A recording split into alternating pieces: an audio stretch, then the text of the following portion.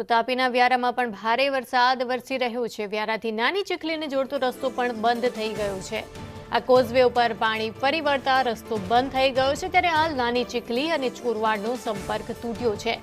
લોકો જોખમી રીતે પણ આ કોઝવેને ક્રોસ કરવા માટે હાલ મજબૂર બન્યા છે।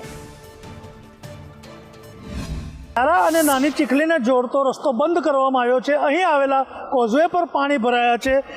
જે ગત રાતથી જે વરસાદ પડી રહ્યો છે, સતત વરસાદ પડવાના કારણે અને સોનગઢ સહિતના અનેક વિસ્તારોમાં ભારે વરસાદ હોવાથી નદી નાળાઓ છલકાઈ રહ્યા છે।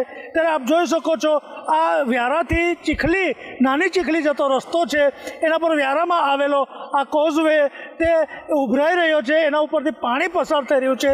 કેટલાક લોકો બેદરકારી દાખવી આવા ધસમસતા પાણીમાં પણ જે આ કોઝવે પાસ કરવાની કોશિશ કરી રહ્યા છે।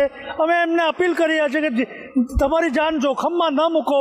ત્યારે હાલ તો આ રસ્તો બંધ કરવામાં આવ્યો છે। અનુભટ સંદેશ